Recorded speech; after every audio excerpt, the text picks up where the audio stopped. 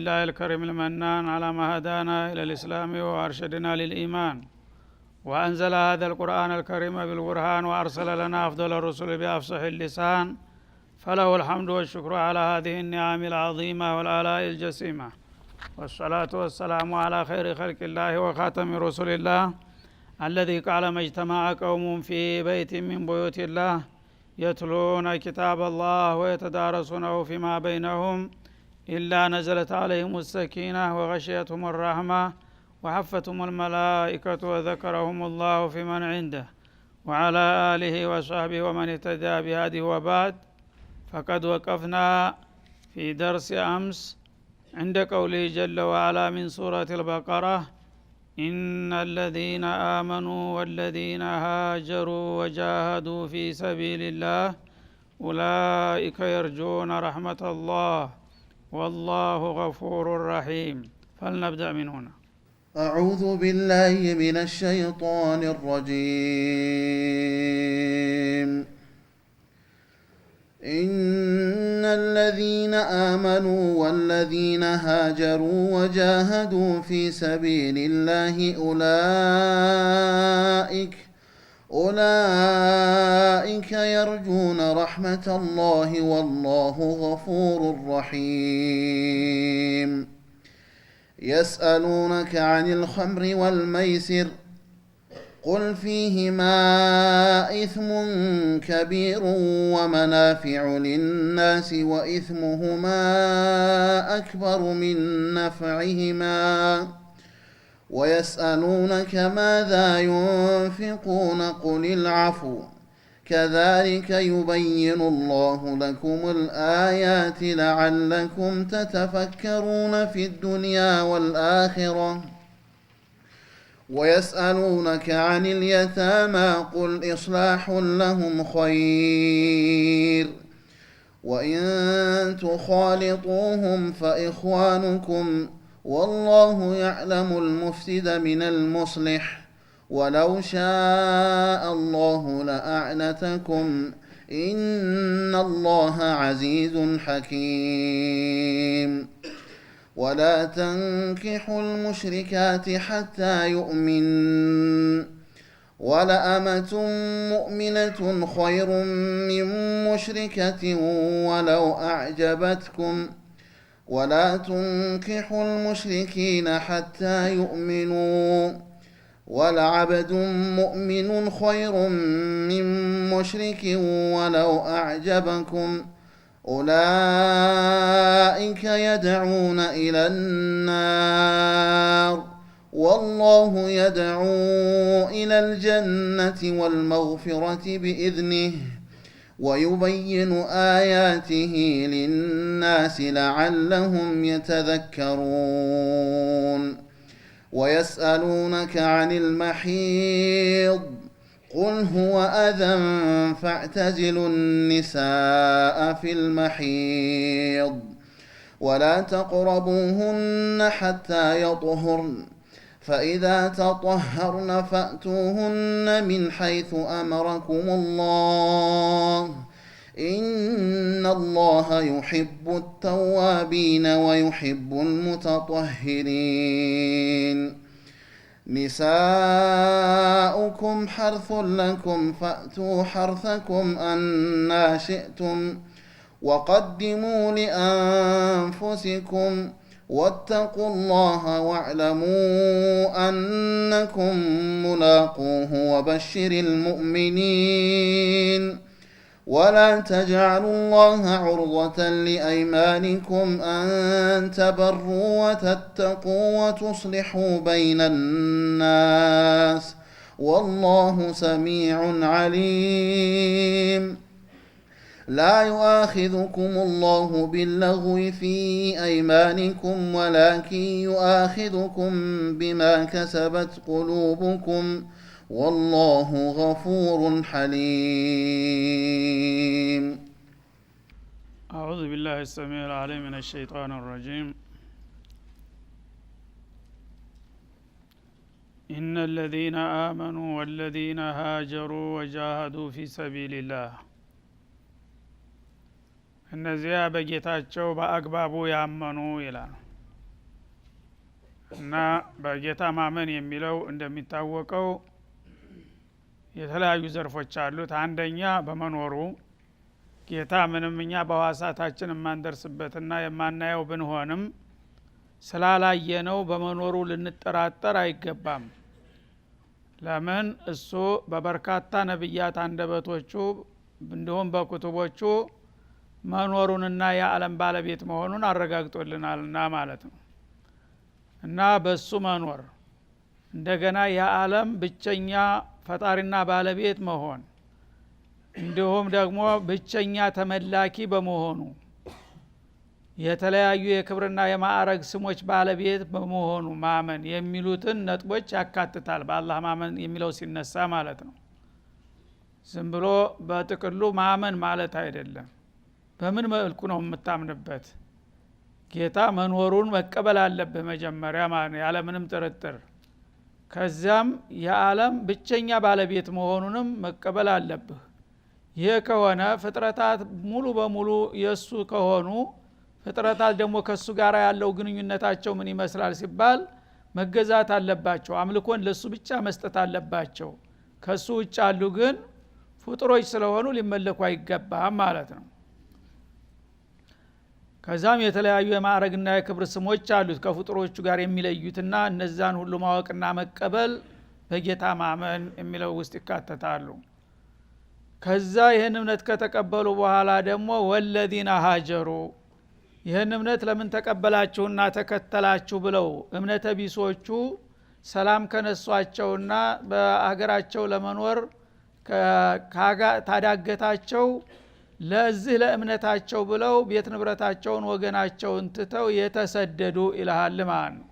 መስዋዕት የከፈሉ ለእምነታቸው ማለት ነው። እምነት እንግዲህ የሚጎለብተው ዋጋ በከፈልክበት ቁጥር ነው። ዝም ብሎ በባህል በተለምዶ እምነት የተባለው ከስም አያልፍም ማለት ነው። ትክክለኛ እምነት ከተቀበልክ ሌሎቹ ደግሞ ጸረ እምነት የሆኑ ኃይሎች ተጽዕኖ ያረጉብሃል። የግድ ተጽዕኖ በሚያረግብህ ጊዜና ለመቋቋም ከቻልክ የሚመረጠው እሱ ነው። እዛው አገርህን ሳትለቅ ተከራክረህ መብትህን ለማስከበር የሚቻል ከሆነ፣ ካቃተህና ካዳገተህ ምርጫው እምነትህን በመልቀቅና ወይ አገርክን በመልቀቅ መካከል ከመጣ ግን እምነቴን ከማጣስ አገሬን ልጣ ብለህ አገርህን ትተህ ወደ ሌላው ለእምነት ወደሚመቻ አቅጣጫ ተሰደህ ከሄድክ ይሄ አይነት አማኝ እንግዲህ እምነቱን በተግባር አረጋግጧል ማለት ነው። እምነቴ ከሁሉም በላይ ይበልጥብኛል፣ እሱን ላጣ አልፈልግም፣ ቤት ንብረቴ ቤተሰቤ ወዳጅ ዘመዴ ይቅርብኝ ብሎ ለእምነቱ መስዋዕት መክፈሉ ይሄ ትክክለኛ አማኝ መሆኑን ያመለክታል ማለት ነው። ከዚያ ወጃሃዱ ፊ ሰቢልላህ፣ እዛም ደግሞ ስደት አገር ሄደ እንደዚሁ ሰላም ላታገኝ ትችላለህ። ፈሬ ያጣው ማባራሪ እንደሚባለው ስትሸሽለት ደግሞ ከገባበት ገብቻ ጠፋለህ የሚልም ይመጣ ይሆናል ማለት ነው። ያ ከሆነ ደግሞ እንግዲህ መሬት ለኮ ሰው ሰማይ አይሄድም። በህርክ ቁጥር የሚከተልህ ከሆነ አማራጩ መመከት ይሆናል ማለት ነው። ስለዚህ ጃሃዱ እና እኔ አገሬን አካባቢዬን ለቄልህ መጥቻለሁ ይስፋህ ብዬ አሁን ከምድር ላይ እስካለህ ድረስ አላምንምና አጥፋት አለብኝ ብሎ የሚከታተልና የሚመጣ ካለ ደግሞ ያኔ መታገል አለባቸውና የታገሉ ይላል ማለት ነው።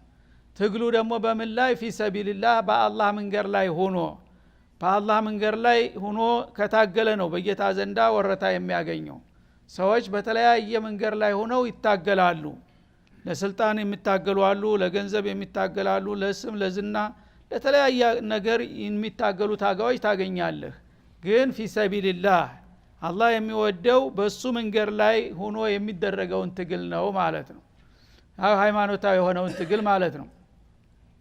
የዚህ አይነት አቋም ያሳዩ አማኞች ይላል ዋጋቸው ምን ይሆናል? ኡላኢክ፣ እነዚህ አይነቶች አሁን በተጠቀሱት ነጥቦች የተመጠኑና የተመዘኑት ወዳጆች የርጁነ ረሕመተላህ፣ የአላህን ርኅራኄ ተስፋ ያደርጋሉ። የኔን ርኅራኄ የማገኘት ተስፋ ያላቸው እነዚህ ናቸው ይላል አላህ Subhanahu Wa Ta'ala። ምክንያቱም ለኔ የሚፈልግባቸውን ነገር ሁሉ አሟልተዋልና ለነሱ የማልሰጠው መልካም እድል የለም። የአላህ ረህማ የማገኘት ተስፋ ያላቸው እነዚህ ብቻ ናቸው ይላል አላህ Subhanahu Wa Ta'ala። ግን እነዚህ ነጥቦች ያላሟሉ ማሟላት እያለባቸው እምነቱን ቢጀምሩትም እንኳን የአላህ ረህማ የማገኘት ተስፋቸው አስጊ ነው ማለት ነው። ለምን እምነቱ በጅምር ላይ በእንጥልጥል ነውና ያለው ማለት ነው።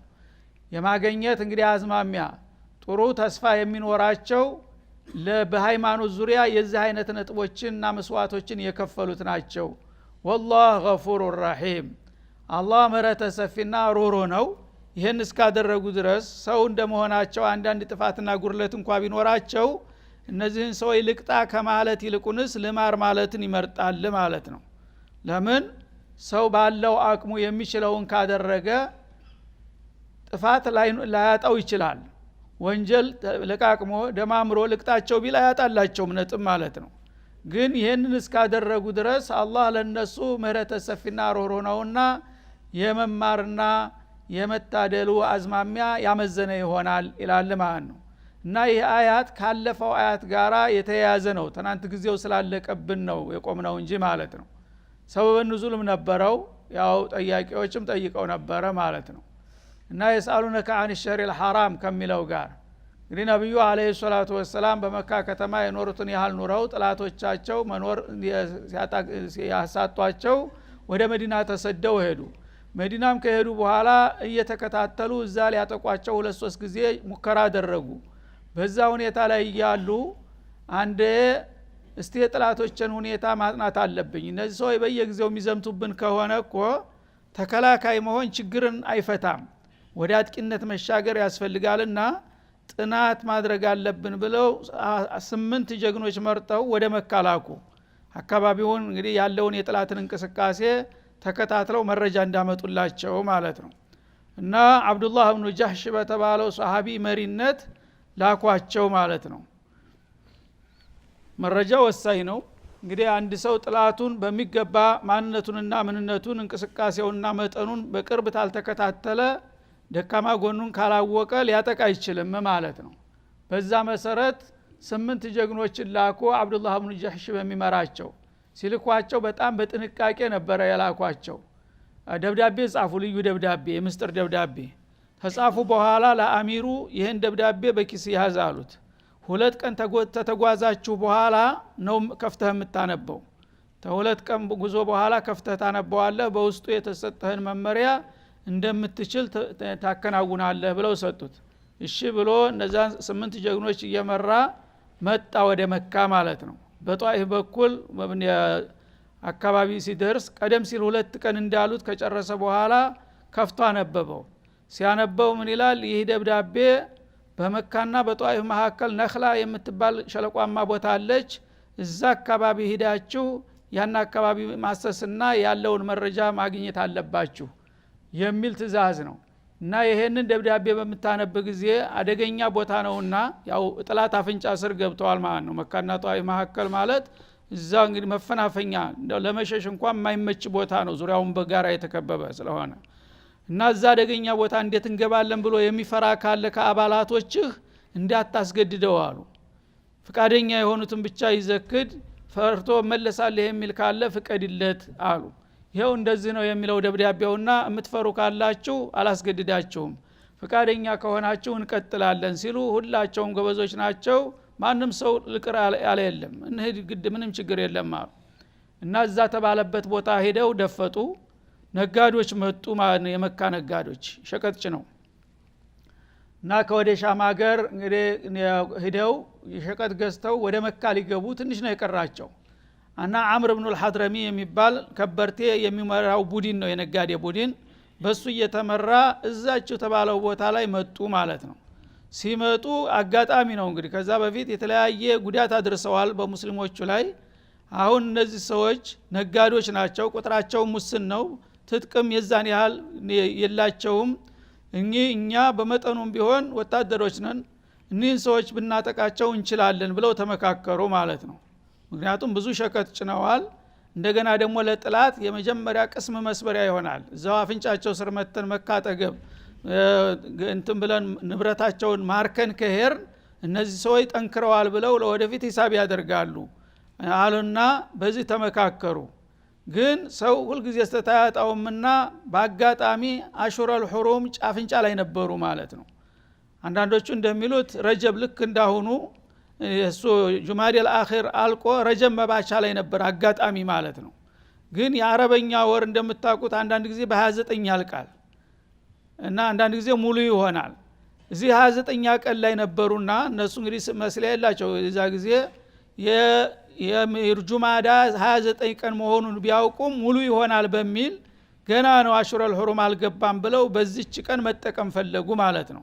አንዳንዶቹ እንደሚሉት ሌሎቹ ሙፈሲሮች የሚሉት መጨረሻ ላይ ነበር ነው የሚሉት። ረጀብ መጨረሻ አንድ ቀን ሲቀረው ነበርና ወደ ሻዕባን ሊገቡ ነበር። ረጀብ ያለቀ መስሏቸው ያሉም አሉ። ዙሮ ዙሮ ረጀብ ላይ ተፈጸመ ነው አሽረል ሁሩም ስለነበረ መጀመሪያውም ላይ ይሆን መጨረሻውም ላይ ይሆን መጀመሪያ ላይ ከሆነ ገና አልገባም መስሏቸው መጨረሻ ላይ ከሆነ ደግሞ ያለቀ መስሏቸው በአሽረል ሁሩም ላይ የወታደራዊ እንቅስቃሴ ያደረጉ ማለት ነው። እና ያንን የቡድኑን መሪ ገደሉና ሌላ ሁለቱን ደግሞ ማረኩ። የተረፉት እግሬ አውጭ ብለው ሸሹ። ሸቀጡን እንዳለጭ ነው መዲና ገቡ ማለት ነው። እዚህ በሚመጡበት ጊዜ እነሱ በእልልታ በደስታ ይቀበሉናል ብለው ሲመጡ ግን ወህይ ቀድሟቸዋል። በአሽረል ሁሩም ያው ወታደራዊ እንቅስቃሴ እንደተደረገ መረጃ ለነብዩ ደርሷቸዋል። ጥላትም ደግሞ ይሄው የአላህ ነብይ ነኝ እያለ አሽረል ሁሩም መከበር አለበት እየተባለ እኛ እንኳን ያልደፈርነውን በአሽረል ሁሩም ጦርነት የሚያካሂድ ነው እያሉ ፕሮፓጋንዳቸውን አሰራጩ ማለት ነው። እዛ ጊዜ ነብዩ ደነገጡ። ይሄ በጣም አስነዋሪ ነገር ስለሆነ ማለት ነው። እኔ እኮ መረጃ ሰብስባችሁ ኑቶሎ ነው እንጂ ያልኩት ወታደራዊ እርምጃ ወሰዱ አላልኩም። ለምንድነው እንዲህ ያደርጋችሁ ሲሉ እኛ ቀኑ አላወቅንም ነበር አሽረል ሁሩም መሆኑን አላው እዕትዛር ቢያረጉም ነብዩ አልቀበልም አሉ ማለት ነው። የዛ ጊዜ በጣም ደነገጡ እነዚህ ሰዎች። ትልቅ ጀብዱ ሰርተው የመጡ ጎበዞች እንደገና በመሸለም ፈንታ መወቀስና መከሰስ ሆነ እጣ ፈንታቸው ማለት ነው። በዚህ ሁኔታ ላይ ያሉ አላህ Subhanahu Wa Ta'ala ይህ ችግራቸውን ያውቃልና ለሱ ብለው የወጡለት ጌታ የስአሉነከ አን ሸሪል ሐራም የሚለውን ከዚህ ጋር አያይዞ ነው ያመጣው። ጥላቶች እያብጠለጠሉ እንግዲህ ይሄው አሽረል ሁሩም እንኳን የማያከብር እሱ ብሎ ነብይ ምናምን እያሉ ሲያንቋሽሹ እናንተ ይችን አንድ ስተት አገኘን ብላችሁ የምታጨለጭሉት የናንተ ስተት ስንት ነው ብሎ እንደገና ሊያመሳክርላቸው ነው ማለት ነው። እነሱስ አሽረል ሁሩም ያልገባ መስሏቸውም ያለቀ መስሏቸው ነው የተሳሳቱት ሁን ብለው ሳይሆን እናንተ ግን ይህንን በብዙ ጥፍ የሚበልጥ ወንጀል ትሰራላችሁ አይደለም እንዴ ነውር የማይቆጠር ከተባለ በማለት ቁል ቂታሉን ፊ ከቢሩን ወሰዱን አን ሰቢልላህ የሚለው ከዚህ ጋር ተያይዞ ነው የመጣው ማለት ነው። እና ወኩፍሩን ቢሂ እናንተ ሶድ አን ሰቢልላህ የአላህን ዲን ተምድር ላይ ለማጥፋት ትሯሯጣላችሁ አይደለም እንዴ እስላምን በእግር እንዳይቆም ምታገሉን የበለጠ ጀሪማ አለ። ወኩፍሩን ቢሂ በኻሊቃችሁ በአላህ ትክዳላችሁ ወልመስጂድል ሐራም የተከበረውን መስጂድ ደግሞ ወዳጆቹ እንዳይኖሩበትና እንዳይጸልዩበት ታባረራላችሁ። ወኢኽራጁ አህሊ ነዋሪዎችን ታባረራላችሁ ሚኑ አክበር። እነዚህ ሁሉ ጀራኢሞች እናንተ አሁን እንደነውር ከምትቆጥሩት ነገር በብዙ ጥፍ የበለጡ ወንጀሎች አይደሉምን? የዚህ ሁሉ ጉድ ባለቤቱ ናችሁ እናንተ ደግሞ ሌላን ታነውራላችሁ አለ። ወልፊትነቱ አክበሩ ሚነል ቀትል። ከዚህ ሁሉ በላይ ደግሞ እነዚህ ሰዎች ተጠቂዎች ናቸው። የደረሰባቸውን ግፍ በመጠኑም ቢሆን ሊመልሱ እንጂ አጥቂ አይደሉም። እናንተ ግን በትውልድ ሀገራቸው እንዳይኖሩ እንዳይሰሩ አድርጋችሁ ቤት ንብረታቸውን ወርሳችሁ እምነታችሁን ካልተዋችሁ በስተቀር እዛ ሀገር መኖር የለባችሁም ብላችሁ አሳር መከራ ስታበሏቸው የከረሙ አይደሉም እንዴ አለ አላህ። ፊትና ማለት ሰው ያለ ፍቃዱ እምነት መጫን በሰው ላይ የኛን እምነት መቀበል አለበት ወደድክም ጠላህም ይሄን ካላደረክ እዛ ሀገር የመኖር መብት የለህም መባል ከሞት በላይ ነው አለ አላህ Subhanahu Wa Ta'ala። ሞትማ በማንም ምክንያት ሰው አጀሉ ከደረሰ ይሞታል። ግን ሰው እምነቱን በግድ መገፈፍ ከሞት በላይ ነው እያለ ነው አላህ Subhanahu Wa Ta'ala። ከዚህ የበለጠ በደል የለም። ይሄን ሁሉ አድርጋችሁ አሁን ግን እነዚህ በአጋጣሚ በተከበረ ወር ብቻ አንድ ስተት አንድ ግለሰብ ስለተገደለ ይሄን ሁሉ ትልቅ ነገር አድርጋችሁ እንትን የምትሉት ለነማን ናችሁ አለ ማለት ነው። ያን ጊዜ ለወዳጆቹ እንግዲህ እሱ መከታ ሰጣቸው ማለት ነው። እነዚህ እውነታቸው ሁን ብለው አይደለም በስተት ነው። ስተቱ ደግሞ በመሰረቱ አሽረል ሁሩም ላይ መገደል ባይፈቀድም ሙበሪር አላቸው ምክንያት አላቸውና እኔ ተቀብላቸዋለሁ አልወነጀላቸውም ብሎ እንዳውም ጥብቅና ቆመላቸው ይከራከርላቸው ጀመር ማለት ነው። ከዚያ በኋላ እፎ ያሉ እነሱ በጣም ተጨንቀው ነበር። እንዳው ይሄ ነገር ቀርቶብን አጅሩም ቀርቶብን ከወንጀሉ ነፃ በወጣን እያሉ ነበር።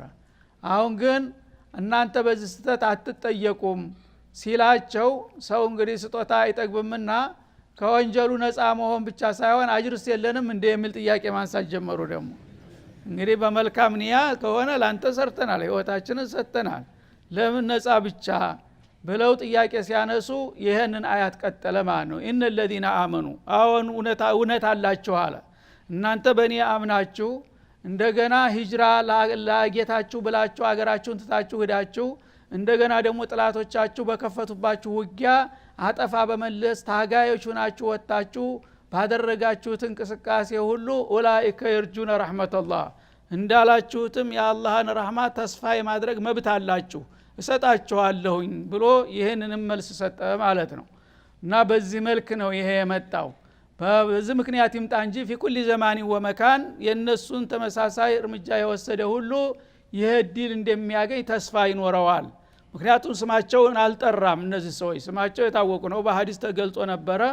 ግን አጠቃላይ እንዲሆን መልእክቱ ሁሉ ጊዜ ስም አይጠራም ግለሰብ ጋር አያይዘው ማለት ነው። እነዚህን የሰሩ እንዲህ አይነት ነገር አቋም ያላቸው ሁሉ በየሀገሩና በየዘመኑ ትናንትም ዛሬም ነገም የዚህ አይነት ተመሳሳይ አቋም ያላቸውን አላህ ረህማ እንደሚሰጣቸው ተስፋ ይደረጋል በማለት ተስፋ ቃል ገባላቸው ማለት ነው። ከዛ ቀጥሎ እንደገና ወደላ ጉዳይ ይሻገራል። የስአሉነከ አኒል ኸምር ወልመይሲር ስለ ኸምርና ስለ መይሲርም ይጠይቁሃል ያ ረሱላና አላቸው። እንግዲህ ነብዩ አለይሂ ሰላቱ ወሰለም በነበሩበት ጊዜ ሙጅተማዑ ያው ሙስሊሙ ህብረተሰብ እለት ተለት የሚያጋጥማቸውን ነገር ወይም የሚያሳስባቸውን ጉዳይ ነብዩ ጋር እየመጡ ይጠይቁ ነበር። ያ ጥያቄ በሚመጣ ጊዜ አንዳንዴ እሳቸው ቀላል ከሆነ ራሳቸው ቀጥታ ይመልሱታል። አንዳንድ ጊዜ ደግሞ ጌታ ራሱ ይመልሳል ማለት ነው። ጥያቄው ከመምጣቱ በፊት ጥያቄው እንደሚነሳ ነግሮ ነብዩን ያዘጋጃቸዋል እንዳይደነግጡ ማለት ነው። ዱብዳ እንዳይሆንባቸው እንዲህ አይነት ጥያቄ ሊመጣልህ ይችላል። ይሄ ጥያቄ ከፈለገ እንዲህ በላቸው ይልሃል፣ ካልፈለገ ደግሞ እኔ ቀጥታ መልሰዋለሁ ጠብቅ ይላል። አያት ይመጣል ማለት ነው። እና በሰሞኑ ስለ ኸምርና ስለ መይሲር ጥያቄ እንደሚቀርብ አስቀድሞ ጠቆማቸው ጥያቄው ሳይመጣ በፊት። እና አስካሪ መጠጥ በእስላም እንዴት ይታያል፣ ቁማርስ እንዴት ነው የሚል ጥያቄዎች ሊነሱ ይችላሉ ሰሞኑንና መልሱ በእኔ በኩል ነው የሚሰጠው ይላል። ቁል ፊሂማ ኢስሙን ከቢር እነዚያው የተጠቀሱት ነገሮች ትልቅ ወንጀል አለባቸው በል ይላል። እና መይሲር የቁማር ጨዋታና የኸምር መጠጥ አስካሪ መጠጦች በርካታ የሆኑ ወንጀሎችን ያስከትላሉ ማለት ነው። ወይም ከባድ የሆነ ወንጀልን ያስከትላሉ። ወመናፊዑ ሊናስ እንደገና ደግሞ ለሰዎች የተለያዩ ጥቅሞች ግዚያዊ ጥቅሞችም አሏቸው ይላል።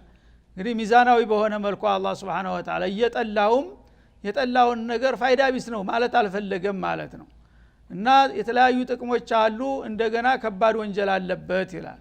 ወኢስሙሁማ በእነዚህ ነገሮች የሚመጣው ወንጀል አክበሩ የከበደ ነው ሚን ነፍዒሂማ ተጥቅማቸው ይላል ማለት ነው።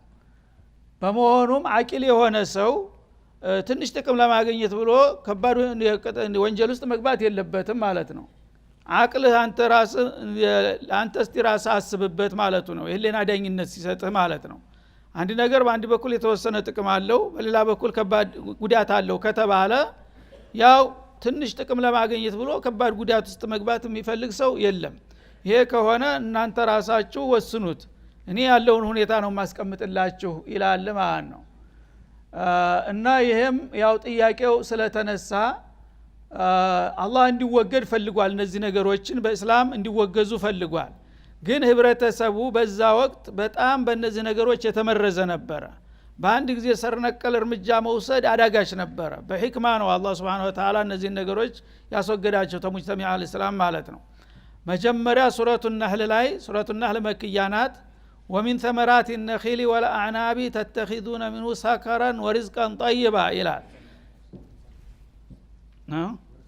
ወርዝቀን ሐሰና እና ወርዝቀን ሐሰና ስለ ተምርና ስለ ወይን ፍሬ ጠቃሚነት ሲገልጥ ተነኺልና ተወይን ፍሬዎች ጣፋጭ የሆኑ ምግቦችንና አነቃቂ የሆኑ መጠጦችን ታገኛላችሁ ይላል ማለት ነው። ወለታውን ሲቆጥር የዋለላችሁን ስለ እንስሳት ስለ ወተት ስለ ማር ስለምን ሲገልጥ ከቆየ በኋላ እንደገና በአትክልትና በፍራፍሬ ዙሪያ ደግሞ በተለይም የተምርና የወይን ፍሬዎች በጣም ጠቃሚዎች ናቸው በእነሱ ጣፋጭ የሆነ ምግብን ታገኛላችሁ እንደገና አነቃቂ የሆነ መጠጥም ታገኛላችሁ ብሎ ጨለፍ አድርጎት አለፈ ማለት ነው ምን ማለት ነው ጠረጠሩ ሷሃቦች ንቁ ናቸው ማለት ነው ምግቡን ጠይብ አለው የሚበላውን ንጹህ ጥሩ አለው ግን የመጠጡን ሰከረና አለው የሚያሰክር ማለት የሚያቅበዘብዝ ማለት ነው ለምን የሚያሰክር ይለዋል ለምን